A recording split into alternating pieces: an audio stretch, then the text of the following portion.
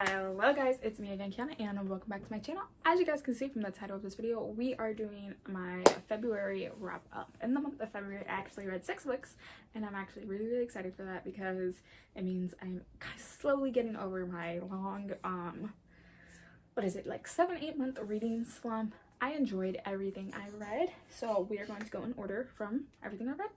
So let's start the video. The first book I finished this month is Fairy Tale Volume 1 by Hiro Mishima, and in this one we meet a celestial wizard named Lucy. And by celestial wizard, I mean she works with the zodiac signs. She collects the zodiac keys and she is able to summon them, I think, like once a week or once a month. And the zodiac signs like Leo, Libra, Cancer, Aquarius, stuff like that. She wants to join Fairy Tale. Fairy Tale is this very famous wizard group that fights and protects basically everyone anywhere. They do jobs to make money. They have this like group house where they all hang out and they get jobs from, and she wants to join them. So she meets Natsu, who doesn't reveal himself very quickly as a member of Fairy Tale, but he follows her because he thinks like she's in danger. He ends up saving her from a person who uses persuasive magic to get what he wants, and he helps her get into Fairy Tale, and they go on missions to save a member who has been missing, and the son wants to know where his father is at. I really did enjoy this. I give this a 4 out of 5 stars, and yes, I do plan on continuing with the rest of the series. The next book I finally freaking finished is All the Stars and Teeth by Adeline Grace. This is the first book, and I think it's a duology. I have the second book over here that's All the Tides in Faith, and in this one we follow a girl named, oh my god, Amora. And she is the princess of this basically islands that's split into 5 different sections based on what kind of magic you have. And the ruling family is what's the proper word? Animancer. They could basically look into your soul, see what kind of person you are, and kill you like that. Like if they have like your blood or a bone, they can kill you like that. So on the day that she is basically to prove herself worthy of being the next in line to the throne, something goes wrong with her magic, and she does end up killing the person like she's supposed to, but she does it in overkill. So she escapes with a person, oh my god, what was his name? She escapes with a pirate named Bastian to basically go out, find why her magic is like that, but then at the same time see what is going on with her islands, the truth that her father isn't giving her, and everything. I absolutely love this book. I gave this a 5 out of 5 stars, and I cannot wait to see what happens with the sequel.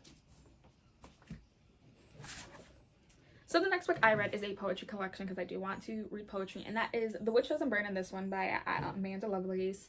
And this is a collection of poetry. She split it into 4 different sections: the trial, the burning, the firestorm, and the ashes.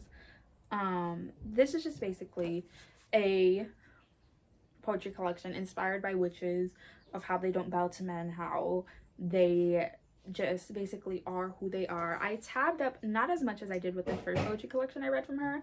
I tabbed up about 5 things that I enjoyed.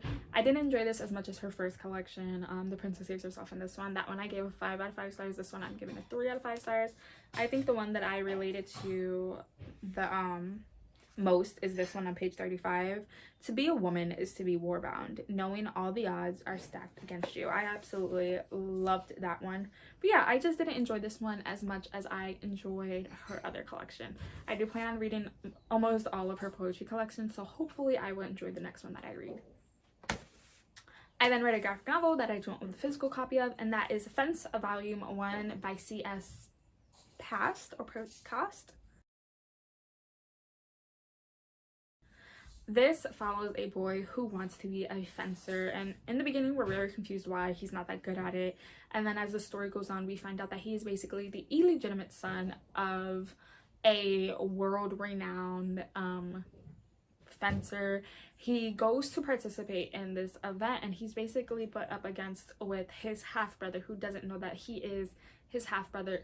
He loses, and then we continue on. Like, there's a jump of a year later, and he gets accepted into the school, but the only way that he is like fully accepted is if he can get onto the fencing team, because that's what his scholarship is. And who is there? The boy who is also his half-brother. I did enjoy this. I gave this a 4 out of 5 stars. I was very confused in the beginning, but then when we got to you know, the middle to find out why he truly wanted to be a fencer. It all made sense.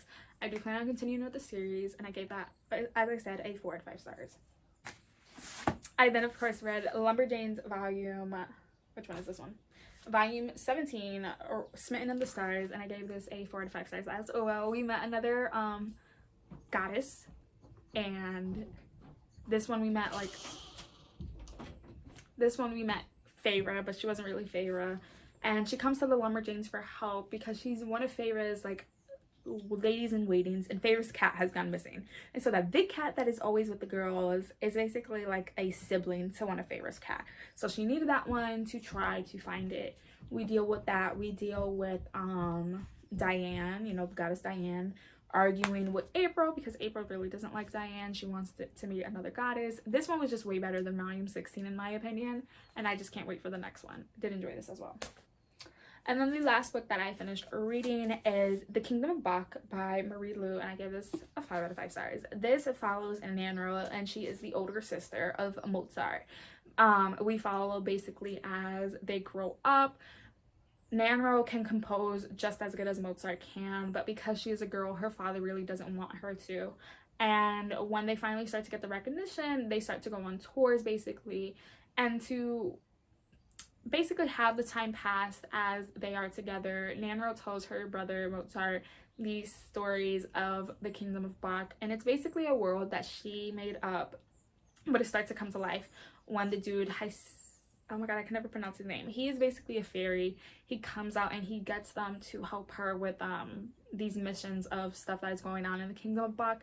I really did enjoy this. I will try to link one of my reading vlogs that I did reading this, or all of like the spoilery stuff happens, because it was a lot. I do plan on doing a review for this probably very soon. But these are all the books that I read in the month of February, and I really did enjoy. I will be leaving here 2 videos I feel you guys should go check out. Try my hardest, post twice a week, and I'll see you guys hopefully very soon with another video. Bye guys!